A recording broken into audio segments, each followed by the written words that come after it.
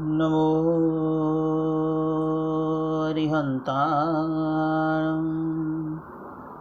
नमो सिद्धानं नमो आयर्यानं नमो उवत्सायानं नमो लोये सव्वसाहुनं एषो पञ्चनमुक्कारो सर्वपापनाशनो मङ्गलानं च सर्वेषां परमं भवे मङ्गलम् मंगलम भगवान वीर मंगलम गौतम प्रभु मंगलम श्रीभद्रादजन धर्मस्तु मंगलम नमो दुर्वार रागादि वैदि वारो निवारिने अरहत योगिनाथाय महावीराय तायिने ओंकार मिदुयुक्तम नित्यं ध्यायन्ति योगिना कामदमोक्षदं जय ओंकाराय नमो नमः वन्यकेश सुरेन्द्र च कौशिकपाद संस्कृते निर्विशेष मनस्काय श्री वीरस्वामिने नमः कल्याण माधवराम सुध गंगा हिमजल विश्राम भुज रविदेव वंदे श्रीज्ञातनंदन अज्ञानतिमिरन्दनं ज्ञानं जनशलाकया नेत्रमुन्मिलितं येन तस्मै श्रीगुरवे नमः द्रं द्रं की तपमवधुमि द्रौं द्रौं द्रसकी धरधपधरवं द्रौं द्रौं की द्रौं द्रौं धायविति धायविति द्रम की द्रणरणरे नवं न्याय द्रैं की द्रैं द्रैं जननन रनन निज की निजनरञ्जनं सुरशैलशिखरे भविकसुखदं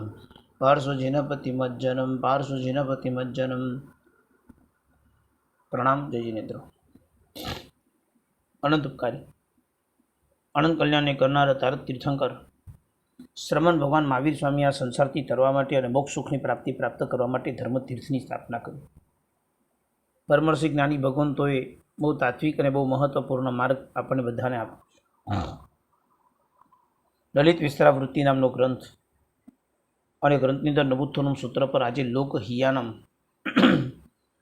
ए पदार्थ पर आपणे विश्लेषण विवेचन करशुं।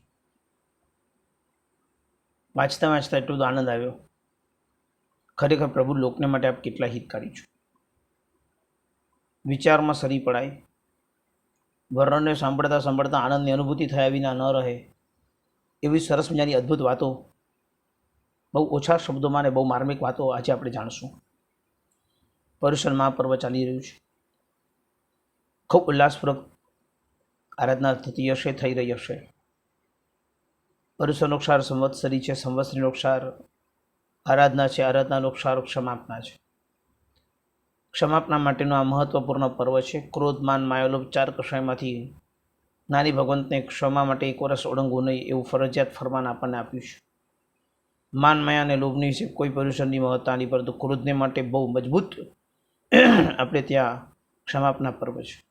अंतकरणनी शुद्धि साथे, निर्मळ भावो साथे, पापोनी आलोचना करता करता शुद्ध भाव साथे, सुंदर अपेक्षा साथे क्षमापना अनिवार्य है।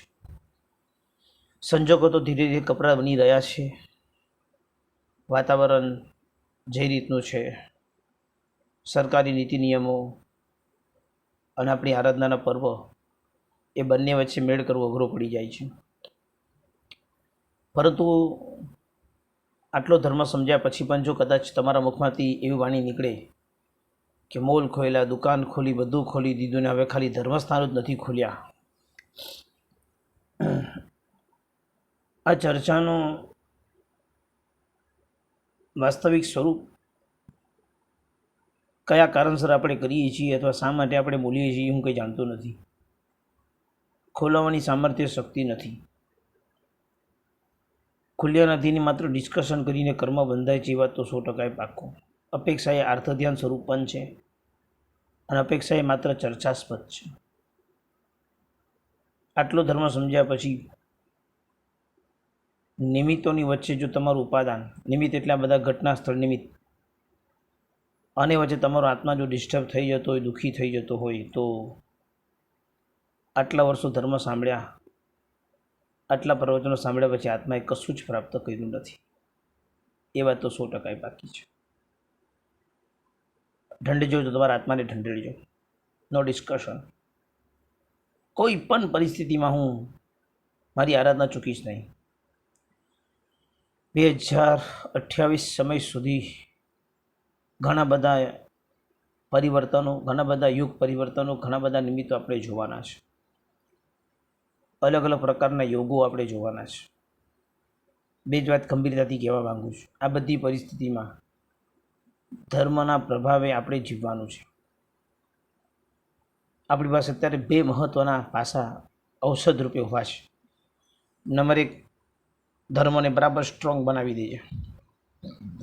બાકી કુદરતની અફેડમાં તું ક્યારે આવી જઈશ અને તારું શું થઈ જશે તને પણ ખબર નહીં હોય. એકમાંથી બીજું, બીજામાંથી ત્રીજું, ત્રીજામાંથી ચોથું. તમારી આંખ સામે દુનિયાના દેશોના સમાચારો છે. પરિવર્તનના મજબૂત યોગો અવસરપીણીમાં વારંવાર આવતા હોય છે. તેમાંનો એક મજબૂત યોગમાં આપણે બધા જ પ્રવેશ કરી ચૂક્યા છીએ. 10-20% અસર થઈ ચૂકી છે, 80% અસરો બાકી છે. ધર્મ સિવાય કોઈ આપણને બચાવી શકશે નહીં એ વાત પણ 100% બાકી છે. જીવીએ છીએ, દાદાની કૃપા છે. થાય તેટલા સુકૃતો, થાય તેટલો સૂક્ષ્મ ધર્મ ઇન ધ સેન્સ જાપ, થાય તેટલું ધર્મ આરાધનાનું વાતાવરણ મજબૂત કરી લો. એક વાત કોરા કાગળ પર લખી રાખજો, યા મગજની અંદર બેસાડી દેજો. 8 વર્ષની અંદર આપણી આંખ સામે આપણી દુનિયા બહુ જુદી હશે. ક્યાંક કઈ રીતે જુદી થઈ જશે તમે અને હું પણ જાણતા નથી, પણ જુદી થઈ ગઈ હશે વાત પાકી છે. જનજીવન થાળે પડે, કઈ રીતે પડે, કેમનું થશે, કેમ પડશે, હું કશું જ જાણતો નથી. પણ પરિવર્તન યોગના કારણે આપણા બધા છેડાઓ ક્યાંક ને ક્યાંક લિંક તો મળવાના જ છે. આવા સમયમાં આપણા 2 જ લક્ષ્ય છે. નંબર 1, આ મનુષ્ય ભાવ આપણે હારી ન જવું એટલે આપણે જીવવું છે. અને નંબર 2, ધર્મ સિવાય કોઈ બચાવનાર નથી. જ્યારે જ્યારે કર્મનો ઉદય ભયંકર થાય ત્યારે ત્યારે એક જ કાર્ય કરવાનું, ધર્મ વધારી દેવાનો. વધારેલો ધર્મ આપણને સૂક્ષ્મ પુણ્યના માધ્યમથી બચાવી દેનાર બનશે. ભયભીત ન થવું હોય તો ન થતા, થવું હોય તો થજો. હું ભય આપવા માટે વાત નથી કરી રહ્યો, કોઈ જ્યોતિષથી વાત નથી કરી રહ્યો. જે રીતની ઘટના સ્થળ છે તે વાસ્તવિક સ્વરૂપે તમને કહી દઉં છું. અને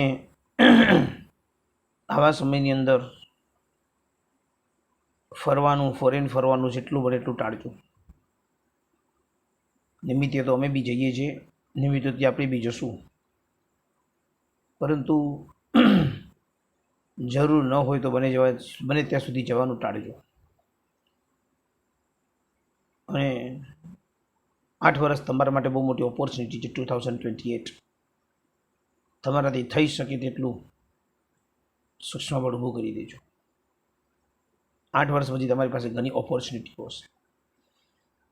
એ તક જતી ન રહે એના માટેની તનતોડ મહેનત સૂક્ષ્મ પુણ્ય માધ્યમથી ધર્મના પ્રભાવે કરવાની છે. એનો રિયલ ટાઈમ તમારી પાસે અત્યારે આવી ગયો છે.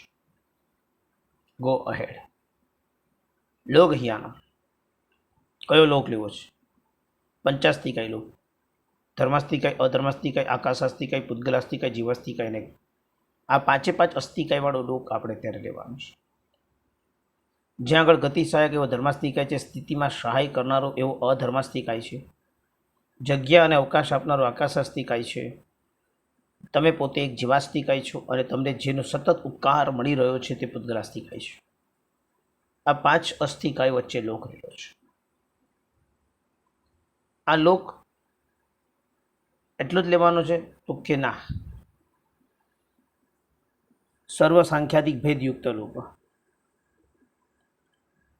5 સંખ્યા જ્યાં રીતિઓ ને એવો જ લોક લેવાનો છે. કારણ કે તમે આકાશાસ્તિકાય લો તો આકાશાસ્તિકાય લોકમાં પણ છે ને અલોકમાં પણ છે.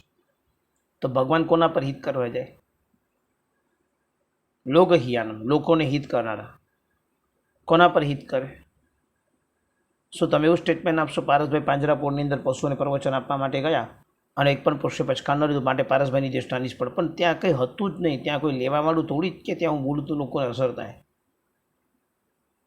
શું આપ એવું સ્ટેટમેન્ટ આપવા તૈયાર છો કે તીર્થંકર અલોકમાં જઈને બધાને દેશ ધર્મ પમાડે?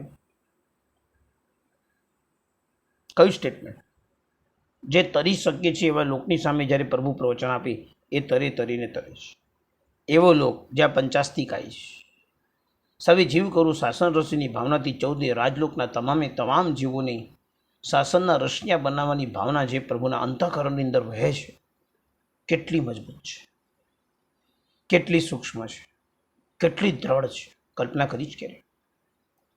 આવી દ્રઢતા સાથેની, આવી સૂક્ષ્મતા સાથેની જે શુદ્ધ ભાવના સ્વરૂપ જે પરિણામ છે એ પરિણામ માટેની આપણી તૈયારીઓ કેવી.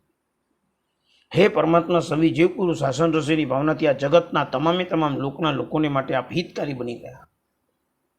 હે નાથ, અમારા માટે પણ આપ હિતકારી બનજો. બધા જગતના જીવ પર હિત કરું છું. નાથ બનવા માટે પ્રભુ એના માટે તે કે જે મારી હતી દીક્ષા લઈને મોક્ષમાં જવું છે અથવા મારી પાસે સંકિતની પ્રાપ્તિ કરી એના માટે પ્રભુ નાથ બને છે. હિતકારી કોના માટે? બધા જીવો માટે. જીવ નહીં, પંચાસ્તી કાંઈ જ્યાં જે ત્યાં બધા માટે. બધાનું હિત કરવાની ભાવના છે. બહુ સૂક્ષ્મ પદાર્થ છે. બધાની જવાબદારી તમે લઈ ન શકો એ સાચી વાત છે. બધાની જવાબદારી તમે ન લઈ શકો એ સાચી વાત છે, પણ બધાનું હિત તો તમે બધા માટે ચિંતવી જ શકો, એમાં તો કોઈ શંકાની સ્થાન નથી. ચિંતાના સ્તરમાં કંજુસાઈ શા માટે? ભાવનાના સ્તરમાં કંજુસાઈ શા માટે? શા માટે? જે સ્તર પર ઉભા રહીને જ્યારે સૂક્ષ્મ ચિંતન કરી શકાય છે, જે સ્તર પર ઉભા રહીને સૂક્ષ્મ ભાવના ભાવી શકાય છે, તેવા સ્તરની પર આપણું ડામાડોલપણું શા માટે? આપણી નબળાઈ શા માટે? આપણે કેમ અટકી ગયા? હે ત્રણ લોકના નાથ, કાયાથી જ્યારે કરવાની હોય તો મારી લિમિટેશન આવે, વચનથી બોલવું હોય તો એમાં પણ લિમિટેશન આવે, મનથી શુભ વિચાર કરવામાં મારી લિમિટેશન શું કામ? કે હું બધા જીવોનું હિત નથી ઈચ્છી શકું. બે પ્રોબ્લેમ છે સંસારમાં આપણા બધાની સાથે. નંબર એક, મારું હિત થવું, સ્વાર્થ આવે છે, કાં તો મારું નથી થયું તો કોઈનું પણ ન થવું. રાજસિક ભાવ અંદરથી પેદા થાય છે. આ સંસાર પર્યાય છે. ભગવાન આપ ક્યાં? જે લોકની સાથે આપણો કોઈ સંબંધ નિષ્પત થયો નથી, જેને આપણે જાણતા નથી, જેટલો દૂર બેઠા છે, જેની સાથે આપણે કોઈ પરિણામનું કક્ષાપણું પણ જોડાયેલું નથી, એવા જીવન માટે પણ પ્રભુ આપ હિતની કલ્પના કરો કે એનું પણ હિત થાવ. એના માટે પણ હિતની શુભ ભાવના, એ જગતના જીવોને તારી દેવાની શુભ ભાવના, શુભ હેતુની જોડાણ. પ્રભુ કયા સંદર્ભમાં ને કઈ વાતોમાં આપ આટલા સૂક્ષ્મ છો? અમારા માટે વિચારનીય છે. ત્રણ લોકના નાથની આ સૂક્ષ્મતાને સમજવા માટે આપણી પાસે બુદ્ધિરૂપી ફૂટપટ્ટી ટૂંકી પડશે. જેની સાથે સંબંધ ત્યાં હિત કેવી રીતે કરવાનું એ તો વિશેષતા છે. એમને સંબંધ નથી ત્યાં તો એમને પોતે હિત કર્યું છે. હજુ મેં હિતની વ્યાખ્યા તો કરી પણ નથી, લોકની વ્યાખ્યા કરું છું. આપણે તો જે સંબંધ છેડે અડે તે લોક, દેખાય તે લોક, પરમાત્માને માટે પંચાસ્તિકાય લોક છે. ભાવનાના સ્તરમાં કંજુસાઈ શા માટે? જગતના બધા જીવોને માટે હિતની ભાવના કેમ નહીં? નજીકનો ઓળખીતો પાડખીતો ક્યાંક માંદો પડી જાય, જેની સાથે આપણા સંબંધ હોય, એ સારું થઈ જાય એવી ભાવના ભગવાન પાસે ભાવી શકો છો. તો જે દેશોના લોકોને આપણે ઓળખતા નથી, જે દેશો સાથે આપણો સંબંધ નથી, જે લોકો આ જગતની અંદર અજ્ઞાન દશાથી જીવે છે, હિંસાત્મક જીવન જીવે છે, આવા બધા જીવોને પણ બચાવી દેવાની ભાવના અંદરથી કેમ જાગતી નથી? બિકોઝ આપણે તીર્થંકરનો આત્મા નથી. એટલે કોસ નથી કરવી, એટલે કોસ તમારી પાસે રીઝન શું છે કે તમે અજ્ઞાની જીવોના દૂર રહેલા લોકોને માટે હિતની કલ્પના કરી જ ન શકો? તીર્થંકરના આત્મા અને આપણા વચ્ચે આ જ મોટો ભેદ છે. પ્રભુ આપ લોકહિયાનમ છો, અમે લોકહિયાનમ નથી. હજુ બી કહું સૂક્ષ્મતાથી, કદાચ માનો કે કોઈની પણ હિતની બુદ્ધિ તમને થતી હોય, શાયદ અંદરથી જોજો ક્યાંક સ્વાર્થ તો નહોતો ને? સ્વાર્થ હોય તો કંઈ થાય છે? અમારા એક સંગીતકાર અચાનક મૃત્યુ પામી ગયા. બહુ સારી ગાયકી હતી. સતત પ્રોગ્રામોની દુનિયા એવી હોય છે કે સતત ને સતત પ્રોગ્રામમાં કલાકારો જોડાયેલા હોય છે. કલાકારો જ્યારે પ્રોગ્રામની અંદર એની સાથે જોડાયેલા હોય છે એને સમાચાર મળે છે કે જેની સાથે આપણે કામ કરતા હતા તેને મૃત્યુ થયું છે. પહેલો વિચાર એની સાથે વગડનાર આર્ટિસ્ટને મનમાં આવ્યું, મારું તો પેમેન્ટ લેવાનું બાકી છે, હવે શું થશે? જો વિચાર ના આપે એમ નથી કહેતો, વિચાર આવ્યો, સાચી વાત છે. કારણ કે માણસ કમાતો હોય, એની સાથે જોડાતો હોય તો ભલે ને 5,000 લેવાનો કે 50,000 લેવાનો વિચાર આવે, હું સમજી શકું છું. કોઈને પણ આવે, આપણને પણ આવે. વિચાર કર્યા પછી બીજો રસ્તો શું? તમારી પાસે બે જ રસ્તા છે. મને પેમેન્ટ કાં તો નહીં આવે ને કાં તો એનો પરિવારજનને કહું કે મારે લેવાના બાકી છે, આપી દે તો લઈ આવું. સામે ચાલીને આવશે એ તો કલ્પના નહીં, કારણ કે લખાણ કર્યું હોય ન હોય, ડાયરી મળે ન મળે, અરે મળે તો એક નાની જાને શું થાય. તમારું અંતઃકરણ, તમારો મનનો ખૂણો તમને એમ કહી દેશે ભૂલી જાવ, પતિ સંબંધ હતો, બધું સારું હતું, સાથે રહેતા હતા, અરે પછી લઈશું પેમેન્ટ, શું ચિંતા કરું છું, આવું બોલનારા આંટીસો સાથે હતા. એક મૃત્યુ જ થઈ ગયું છે, માણસ જ જગતમાંથી વિદાય થઈ ગયો છે. સ્મશાનમાં મૃદુ બળવાનું જો બાકી છે. એ પ્રતિક્રિયા દરમિયાન એની સાથે રહેનારા મનના વિચારો, ઉપાદાન કેટલું નબળું, એક નિમિત્તની અંદર કેટલો ધ્રુજી ગયો. સ્મશાનમાં તો જતો નથી, બીજા 10 જણે કહે છે તારે કંઈ લેવાનું બાકી હતું? હા મારે બાકી હતું. આવશે કે નહીં શું લાગે છે? સમ દુખિયા બે ભેગા થાય તો સારું લાગે. આ સમ દુખિયા ભેગા થયા પછી તો તમે સંસાર પર એ જાણો છો. એની પ્રાર્થના સભામાં બી જતા નથી, એનું નામ પણ લેવા તૈયાર થતા નથી. કોઈ મળી જાય તો એ વાત યાદ કર્યા કરે. આ લોકો, આ જીવદળો કોઈ પણનું હિત કેવીથી ઈચ્છી શકશે? જેની સાથે સંબંધ હતો, જેની સાથે કમાણી હતી, તેના માટે પણ જો લોકોને હિત બુદ્ધિ નથી પેદા થઈ શકતી.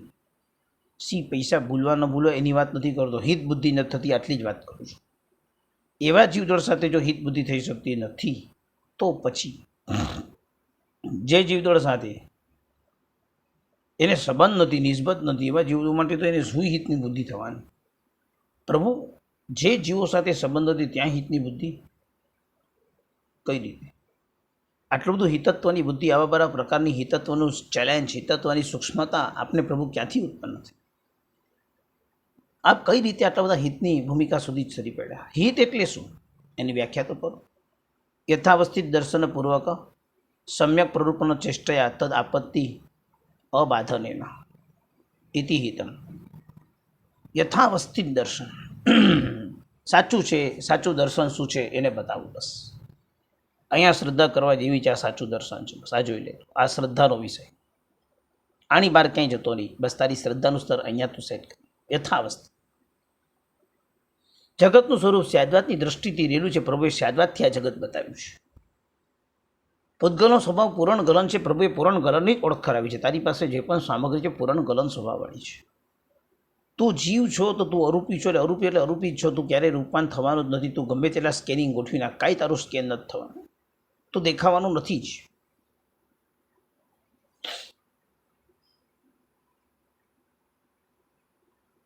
બેઝિકલી યથાવસ્થિત દર્શન એ મહત્વનો પાયો છે. અને યથાવસ્થિત દર્શનપૂર્વક સમ્યક પ્રરૂપણ ચેષ્ટા, સમ્યક પ્રરૂપણની ચેષ્ટા કરી. સમ્યક પ્રરૂપણ ચેષ્ટા, સમ્યક રીતે પ્રરૂપણા કરાવી અને પ્રરૂપણ પ્રમાણે ચેષ્ટા કરાવી. દર્શન શ્રદ્ધા, સમ્યક પ્રરૂપણા, સમ્યક જ્ઞાન, ચેષ્ટા, સમ્યક ચારિત્ર. સાચું દર્શનનો બોધ કરાવો, સાચું જ્ઞાન કરાવું અને સાચા ચારિત્રની ચેષ્ટા સુધીને પહોંચાડવા. તદ આપત્તિ, આપત્તિ એટલે પ્રાપ્તિ અર્થમાં છે, તેની પ્રાપ્તિ કરાવી. એ પણ અબાધનેન, કોઈ પણ પ્રકારની પીડા ન થાય તે રીતે. આને કહેવાય છે લોકને માટે હિતકારી પ્રભુ કહીને. શું આપ્યું પ્રભુ દેશનામાં કેવડાન પામીને? આ બધા જીવદળનું હિત કેમ થાય? બસ આનું હિત કરવા માટે હું કયો ઉપાય કરું જેને કારણે બધા જીવદળોનું હિત થાય. અને હિતની બુદ્ધિથી, હિતની ભાવનાથી, હિતની પરિસ્થિતિથી જગતના તમામ જીવોનું હિત જેમને ઝંખ્યું, જેમને ઈચ્છ્યું, અને હિતની ભૂમિકા અને ભાવનાથી દરેક જીવોને જેમને તાર્યા. આપણું હિત ક્યારે? આપણા હિતત્વની બુદ્ધિ ક્યારે? આપણા હિતત્વના પરિણામ ક્યારે? આપણા માટે હિતત્વનું સમર્થન, સર્જન કરનારું વાસ્તવિક સ્વરૂપ કયું? કયા પરિસ્થિતિથી આપણે હિતની બુદ્ધિ સાથે સંગત થઈ શકશો? વિચાર કર્યો ક્યારે?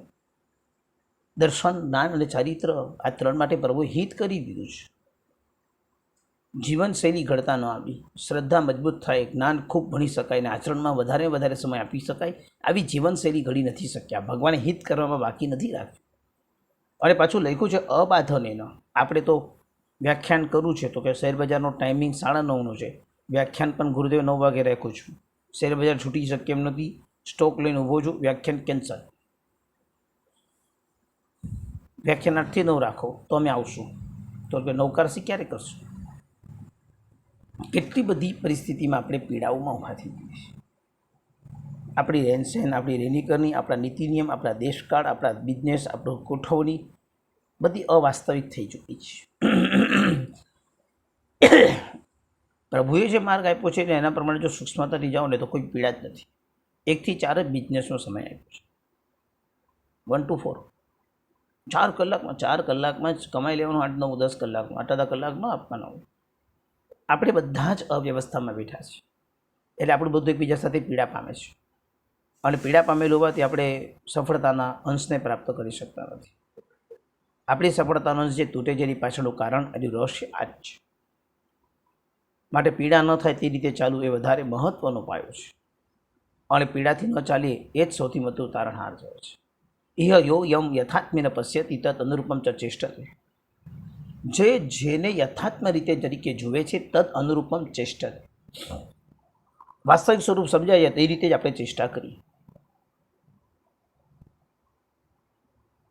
અજાણ્યા દેશમાં તમારી દીકરા દીકરી જતા હોય તો તમે એને એક સલાહ આપશો એઝ અ મા તરીકે, બેટા અજાણ્યા દેશમાં છીએ, કોઈના પર વિશ્વાસ કરી નહીં બેસતી. ત્યાંના દેશના લોકો કેવા હોય, ત્યાં કેવા ફ્રોડ માણસો હોય, કેવા ચીટર માણસો હોય, આપણે કંઈ જાણતા નથી. મહેરબાની કરીને કોઈની વાતમાં આવતું નહીં, કોઈની હેલ્પ લેવા જ આપણે એક સહજતાથી છાપ ઊભી કરીને એને મૂકીએ છીએ, કારણ કે એ સ્માર્ટ બને અને એ વ્યક્તિ બહારની દુનિયામાં જાય અથવા તેને કોઈ અનનોન પર્સન સામેથી બોલાવે તો બી એ ચેતી જશે કે નહીં, મારી માએ કીધું છે, મારે સંભાળવું છે, મારે અહીંયા આગળ જરા પણ એની વાતમાં કે એની નજરમાં આવવાનું નથી, નહીં તો ક્યાંક મારું પતન થઈ જશે, મારી સાથે કોઈ પણ ઘટના બની શકશે. યથાર્થને જોયું, અનુરૂપ ચેષ્ટા કરી. યથાર્થને શું છે? આફ્રિકામાં ગયો તો ઘણા વર્ષો પહેલાં. જેવો પહેલા દિવસે ત્યાં પહોંચ્યો, પ્રેસિડેન્ટ સાહેબ લેવા માટે આવ્યા હતા. સવારે 6 વાગ્યાની હતી ફ્લાઇટ. ત્યાં ઉતર્યો એટલે એપ્રોક્સ 3 વાગ્યા હતા, 2-2:30ની આસપાસ ઉતર્યો. ઇથોપિયન એરલાઇન્સ, ઇથોપિયા એરપોર્ટથી પાછા યુગાન્ડા જવાનું. કંપાલા કરીને કંઈક એરિયા હતો. એરપોર્ટમાં ઉતર્યા, ઓન અરાઇવલ વિઝા હતો, ત્યાંથી વિઝા લીધા. વિઝા લઈને એરપોર્ટના એરોડ્રમમાંથી બહાર આવ્યા. લેવા આવનાર માણસ હતો પતો જ નથી. ફ્લાઇટ આવી ગઈ, માણસ સામે ઊભો ન હોય, અજાણ્યો દેશ, ચિંતા થઈ જાય. પહેલો ફોન લગાવ્યો, મારી પાસે ત્યાંનું સિમ કાર્ડ અહીંથી આપેલું હતું, મારી પાસે હતું, ત્યાંના જ નંબરવાળું હતું. મેં તો એરપોર્ટની બહાર આવી ગયો, મને કે ત્યાં જ ઊભા રહીજો. એરપોર્ટની અંદર ઊભા રહો, બહાર નહીં ઊભા રહેતા. બીજું બહાર નીકળ્યો છો, તમે અંદર જતા રહો, અમે 5 મિનિટમાં ત્યાં પહોંચીએ છીએ. વિચારમાં પડી ગયો કે અંદર ઊભા રહો કે જે સહેજ અંદર આવી ગયો. એ લોકો અંદર લેવા માટે આવી શકતા હતા. અંદર આવ્યા, મળ્યા, નીકળ્યા. હજુ એરપોર્ટથી નીકળું છું ત્યાં ગાડીમાં સામાન પેક થાય છે, ગાડીમાં બેસી છે ત્યારે પહેલી સલાહ કે સાહેબ આ દેશમાં આવ્યા છો, અમારી જવાબદારી પર આપ આવ્યા છો, તો અમારી જવાબદારી છે તમને સહી સલામત ઇન્ડિયા પાછા મોકલવા. મને પૂછ્યા વિના, પ્રેસિડેન્ટ સાહેબનો પ્રશ્ન, મને પૂછ્યા વિના અહીંથી તમારે કોઈના બી ઘરે ક્યાંય કશે પણ જવાનું હોય, મને પૂછ્યા વિના તમારે ક્યાંય કશે પણ ઘરની બહાર પગ મૂકવાનો.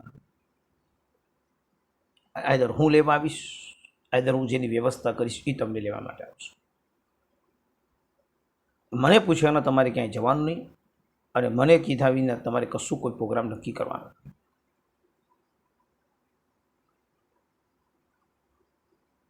શું લાગે? પહેલાં તો આપણને કંઈ ખબર જ ન હોય ત્યાંના દેશકાળ.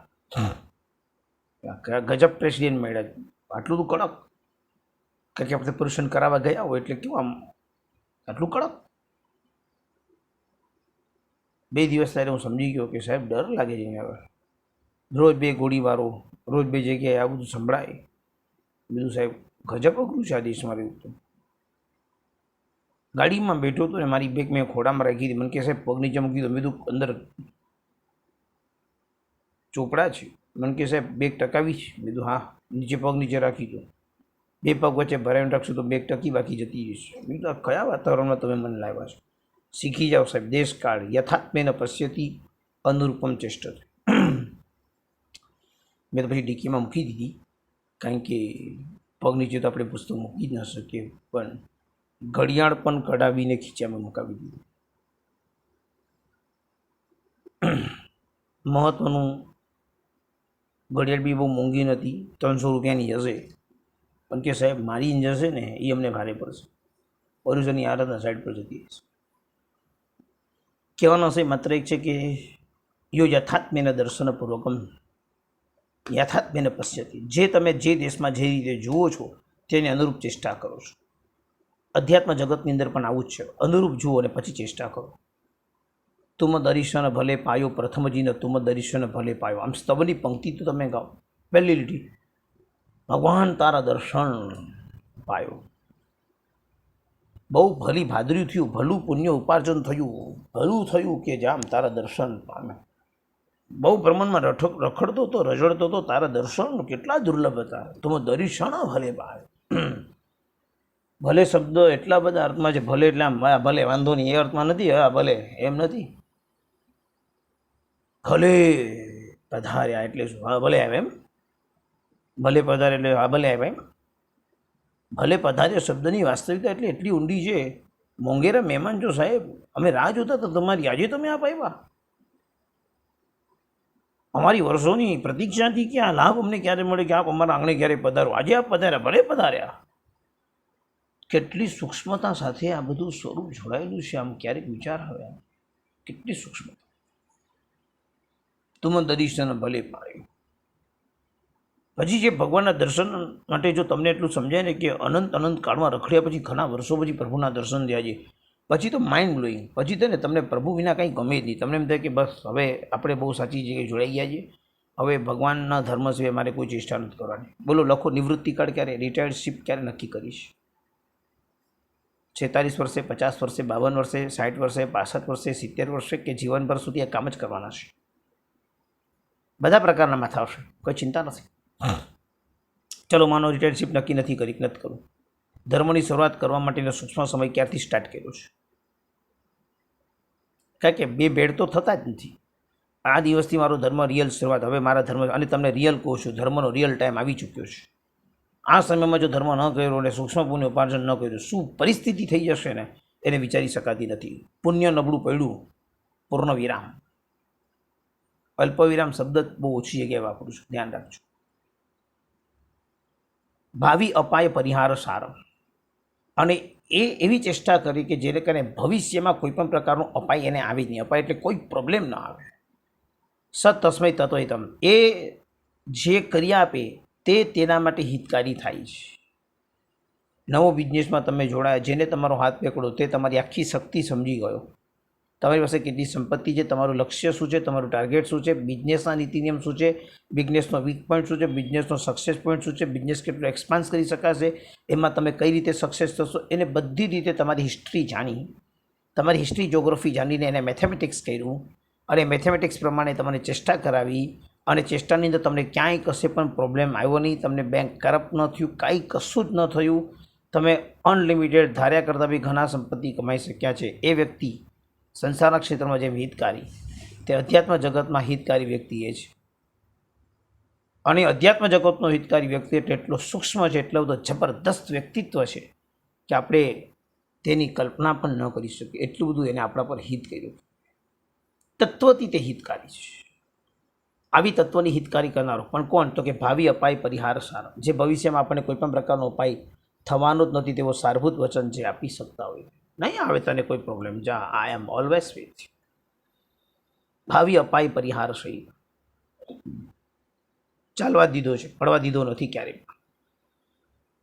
આવી પરિસ્થિતિનું છે આપણી સાથે સર્જન કર્યું છે. તે આપણા માટે હિતકારી બને છે. કેટલા છે આપણા હિતને કરનારા? આપણી પાસેથી સ્વાર્થ સુધી જનારની આપણે ડિસ્કશન નથી કરી રહ્યા. આપણને યત્કિંચિત તરીકે પણ જે હિતકારી બન્યા છે બધાને યાદ કરી રહ્યા છે કે જેને આપણા હિત માટે શું નથી કર્યું, આપણને ક્યાંય પડવા નથી દીધો, આપણા માટે હંમેશા ઓલવેઝ એને સારું જ કર્યું છે, હિતકારી બને છે. જ્યારે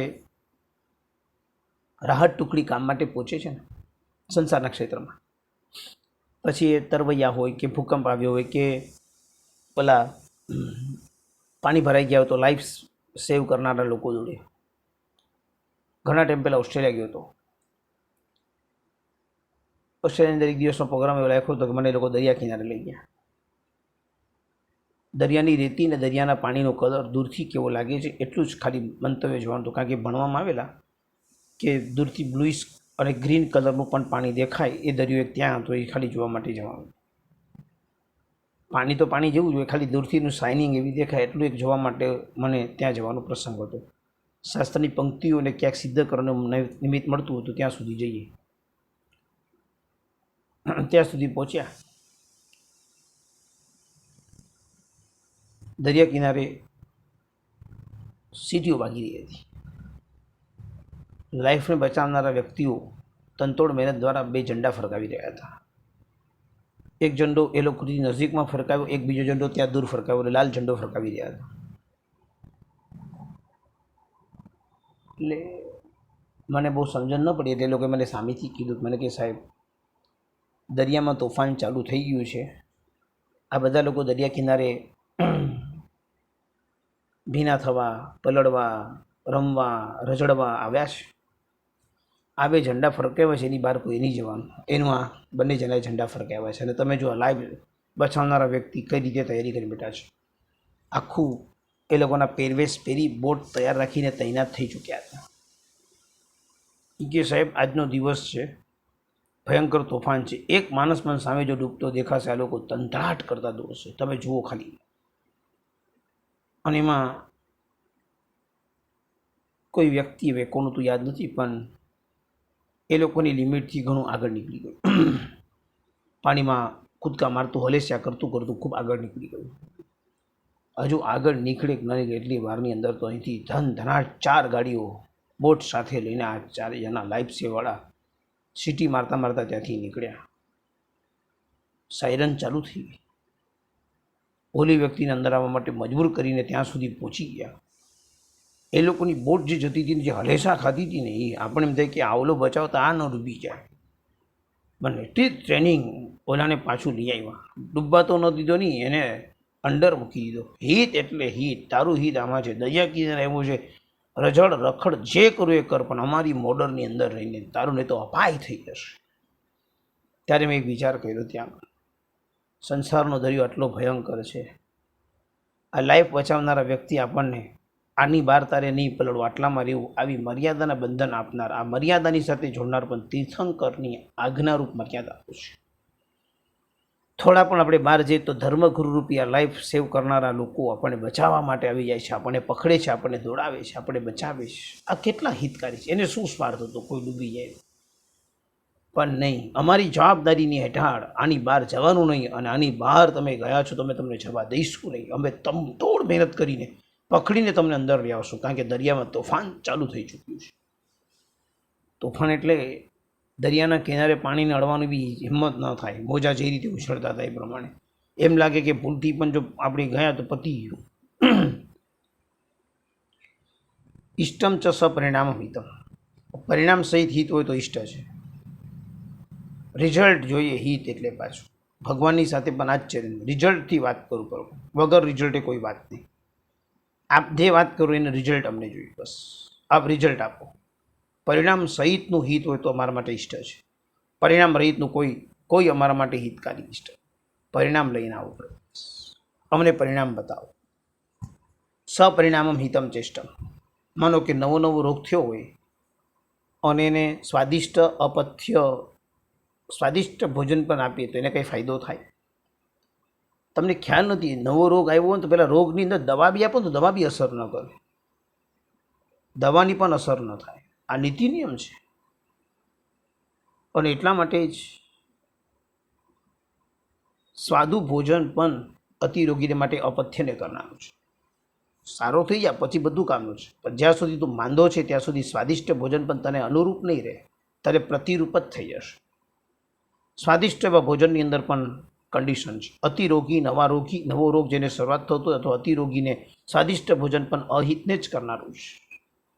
પરિણામ લાવો બસ. તે કીધું મેં બદામ ખાધી ને તે કીધું ડ્રાયફ્રૂટ ખાધું નો પ્રોબ્લેમ. બદામથી શું થાય? બુદ્ધિ વધી તને પહેલાં લઈ નાવ, બુદ્ધિ વધી જ કે નહીં પહેલાં લઈ નાવ. અને જો બુદ્ધિ નથી વધી તો પછી બદામનું કામ થયું નથી, એટલે કાં તો બદામમાં પ્રોબ્લેમ છે, કાં તો તારામાં પ્રોબ્લેમ છે, ને કાં તો બદામથી બુદ્ધિ વધે છે એ વાતનો પ્રોબ્લેમ છે. બોલો ક્યાં પ્રોબ્લેમ છે? અમૃત બિંદુ નામની એક આયુર્વેદિક દવા લોકો ઘરે બનાવે છે. તમે કદાચ જાણતા છો અથવા નહીં પણ જાણતા હો. બહુ સ્ટ્રોંગ હોય, બહુ સ્ટ્રોંગ. શરીરની બહાર પણ લગાવી શકાય, શરીરની અંદર પણ લઈ શકાય. પેટનો માનો કે પ્રોબ્લેમ થયો છે તો પતાસાની અંદર એના 2 ડ્રોપ્સ નાખીને પતાસું જ સીધું ઉતારવાનું. મોઢામાં એનો સ્વાદ લેવા ગયો તો ગયા, એટલો ડેન્જર સ્વાદ. તમને વોમિટ કરાવી નાખે ને, તમને બાળી નાખે તમારી અન્ન નળી, એટલો બધો સ્ટ્રોંગ હોય. અમૃત બિંદુ એટલું સ્ટ્રોંગ. પતા સાથે નાખી અથવા ખડી સાકર સાથે નાખીને સીધી ચાવીને અંદર ઉતારી જ દેવાની ને પાણી પી લેવાનું. પેટમાં જઈને જે કામ કરે કમાલ કરી નાખે, પેટ સીધું કરી નાખે. પણ લેવાની પદ્ધતિ ખબર ન હોય તો, અને માંદો ન હોય તો એ લઈ લેતો. નાસિકમાં બેસણું કરવા માટે બેઠો તો મારી બાજુમાં એક ભાઈ બેઠા હતા. જનરલ ડૉક્ટર બધાને પૂછવા માટે આવે કંઈ તમને કંઈ તમને જોઈએ છે, તમને કંઈ દવા વગેરે જોઈએ છે, કંઈ જોઈએ છે? હા, મને 5 દવા આપી દો. કંઈ એસિડિટી આપી દો, તાવ શરદી ખાસ ઉધરસ આપી દો. મેં અંકલ કીધું, અંકલ બેસના રોજ કરો છો, 2 ટાઈમ દવા લો છો, તમને તકલીફ શું છે? એ કે કાંઈ તકલીફ નથી, દવા લઈ લેવાની. મેં તો કેમ દવા લેવાની? એ કે તકલીફ જ ના આવે એટલા માટે. હશે, ચલો માની લો કે તકલીફ ના આવે તમે દવા લઈ લીધી, માની લો કે દવા પાછી ચાલુ ભોજનમાં વચ્ચે ઓલો ડૉક્ટર તો વચ્ચે આવી દવા, તો દવા તોડીને વચ્ચે દવા લીધી, પછી પાછું ખોરાક ચાલુ કરી નાખ્યું. તો મેમને કીધું કે આ એસિડિટીની દવા હોય તો ખાધા પહેલાં લેવાય, અને બીજી દવાઓ તો ખાધા પછી લેવાય. વચ્ચે કેમ લીધી? મને કે પેટમાં વચ્ચે નાખ્યું હોય ને તો દવા તરત અસર કરે એટલા માટે. હું સમજી ગયો કે આ વ્યક્તિ બુદ્ધિશાળી નથી, બધું જ છે. ડૉક્ટરથી અગેન્સ્ટ જઈને જે વાત કરે એ વ્યક્તિને બુદ્ધિશાળી સમજી તો બહુ અઘરી પડી જાય આપણા માટે. વાત કરવાની તો છોડી દીધી, પણ વિચાર પડી ગયો કે બસ આ જ્ઞાની લખેલું છે ને, રોગીના દ્રષ્ટાંત આપે છે ને, બહુ સાચા દ્રષ્ટાંત આપે છે. એ દ્રષ્ટાંતમાં ખરેખર કમાલ છે. અત અન્યથા તત અનિષ્ટ સ્થિતિ. જો આવું ન થાય, હિત ન કરે, રિઝલ્ટ ના આપે, પરિણામ ના આપે, તો એ અનિષ્ટ છે. ખાલી હિત નહીં. હિત એટલે અમને રિઝલ્ટ જોઈએ, પરિણામ સહિતનું રિઝલ્ટ જોઈએ તો હિત છે, બાકી નહીં. પારસભાઈ તમને બધાને ભણાવ્યા, ઓકે, હિત કર્યું, રિઝલ્ટ નથી આવ્યું તો પારસભાઈ હિત નથી કર્યું, વાત પતી. પણ હું તો હિત બુદ્ધિ કંઈ નહીં, પરિણામ લઈને આવો. પરમાત્માએ જેના પર હિત કર્યું 100% રિઝલ્ટ, પારસે ઉપકાર કરો છો 100% રિઝલ્ટ લાવો. જો તમારા આત્માનું કલ્યાણ કરવાની ભૂમિકાની ખેવના હોવા છતાં પણ જો નથી કરી શક્યો તો હિત નથી કર્યું, કારણ કે તમને અનુરૂપ ચેષ્ટા નથી આપી. અને હજુ બી કહું છું, નિમિત્તોની વચ્ચે તમારું ઉપાદાન બગડી ન જવું જોઈએ, બહુ ધ્યાન રાખજો. 1.5 વર્ષથી ધન્યવાદ છે તમને કે મારાથી દૂર રહ્યા છો, અને નિમિત્તો ભયંકર વચ્ચે પણ તમે તમારું ઉપાદાન ટકાવીને સમાધિ ક્ષમતાને તમે જે પ્રાપ્ત કરીને બેઠા હશો, હું સમજી શકું છું. 10 નિમિત્તમાંથી એકાદ જ સચવાયું હશે, અથવા 2-3 સચવાયા હશે. જેટલું સ્ટ્રોંગલી સચવાવું જોઈએ એની જગ્યાએ કદાચ ઓછું પણ સચવાયું હશે, પણ જે બી થોડું ઘણું સચવાયું છે આ ધર્મનો પ્રભાવ છે. હજુ બી ઊંડાણથી ને હજુ બી વાસ્તવિક ઊંડો ધર્મ કર્યો તો આપણે આનાથી પણ આગળ હો, આનાથી પણ. આપણે અત્યારે અહીંયા અટકી ગયા છીએ.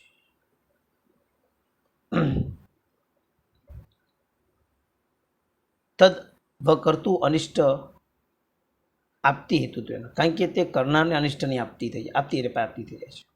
જે કરે છે તેનું નુકસાન જ થાય છે, કંઈ ફાયદો થતો જ નથી. અનિષ્ટની આપત્તિ તો થાય જ. અને અનાગમાં પાપ હેતુ બી પાપ ભાવ, ભવિષ્યની ઉલટાનું પાપના હેતુ મળે છે, અને પાપના હેતુને કારણે પાપનું આગમન રમતા થાય છે.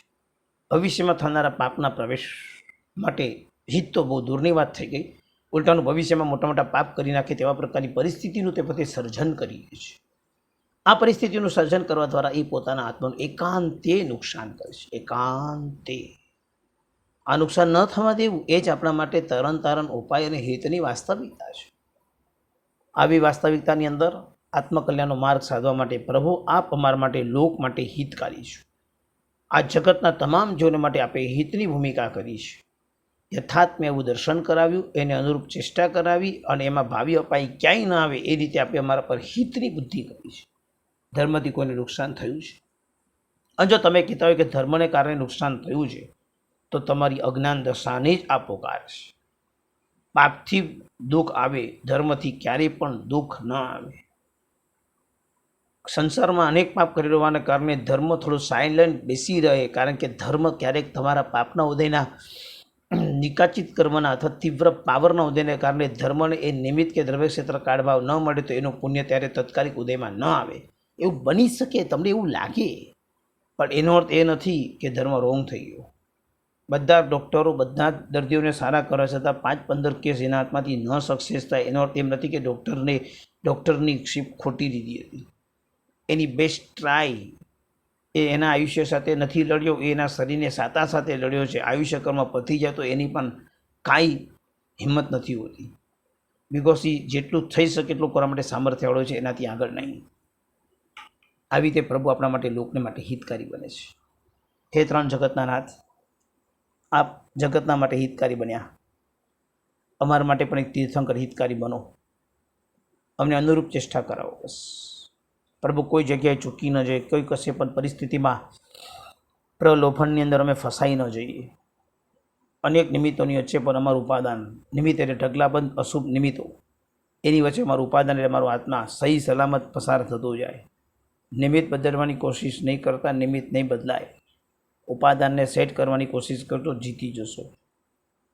હજુ બી કહું છું, નિમિત્તને બદલવાની કોશિશ નહીં કરો. તમારે આટલો મોટો રોટલો બનાવવો હોય, આટલો મોટો, અને તમારે ઘરે આટલી નાની તવી હોય શું કરો? છે કોઈ રસ્તો તમારી પાસે? નથી. તવીની સાઇઝ પ્રમાણે રોટલો સેટ કરવા સિવાય કોઈ રસ્તો નથી. ભલે તમને આવડો મોટો બનાવતા આવડતો હોય, પણ તવી જ કરવા નથી તો શું કરશો? કાંઈ ન થઈશ. એવી રીતે આ બધી ભૂમિકા છે. આને કલ્યાણકારી ભૂમિકાને યાદ રાખી પ્રભુ હિતકારી બન્યા છો, એમાં આપણે નમથોનમ નમસ્કાર થાવું આ ભાવના સાથે. જેનાકના વિરુદ્ધ કાંઈ પણ બોલાવ્યું તો મિચ્છામિ દુક્કડમ અગ્રે વર્તમાના. કન્ટિન્યુ હવે આપણે બધા ક્લાસમાં મળશું. ખૂબ સરસ ઉલ્લાસથી આરાધના કરજો, ક્ષમાપના પર્વને એકદમ વધાવી લેજો. બોલ્યું ચાલો મિચ્છામિ દુક્કડમ. અને આરાધનાનો સૂક્ષ્મ ઉજમાળમાં દરેક જગ્યાએ ઉલ્લાસપૂર્વક લાભ લેજો. સાધારણ ખાતા અને જીવદયાની ખૂબ અરજીઓ આ વખતે આવી છે. સાધારણ અને જીવદયાની અંદર ઘણી તૂટકતા હોય એવું લાગે છે, તો તમારી સંપત્તિનો સદવ્યય તમે સાધારણમાં અને જીવદયામાં વિશેષ રૂપે કરજો. બાકી બધા તો કાર્યમાં આપણે કરવાનું જ હોય. સંઘની અંદર આ વર્ષ દરમિયાન સંપત્તિ વાપરવામાં ક્યાંય કશે કચાશ નહીં કરતા. આપણે બધા જ સંપત્તિ કમાયા છીએ, તો ઉલ્લાસથી આ પર્યુષણ પર્વની અંદર સંઘની અંદર સામે ચાલીને શક્તિ પ્રમાણે બધા દ્રવ્યને વાપરજો. સુકૃતો સારા સારા કરજો. કાંદરીમાં 444 જેટલા માસક સમાન થયા.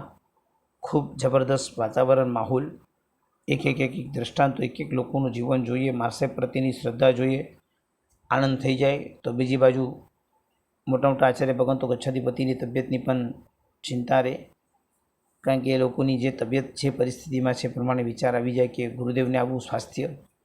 પણ આ બધા ઉભય પર કે બંને પ્રકારના નિમિત્તોમાં મધ્યસ્થ બુદ્ધિ જ કેળવવી, થઈ શકેલો ધર્મારાધના કરી બધાના માટે શુભ ભાવ, શુભ સંકલ્પ, શુભ વિચાર, બધા જેવો મોક્ષના રસ્યા બને, સાતા સમાધિ પામે. આ જ ભાવ સાથે બધા જીવદળ સાથે સુંદર પરિણામ કરતા આપણે બધા એકાંત મોક્ષ સુખના ભોગતા બને, એ જ અભ્યર્થના.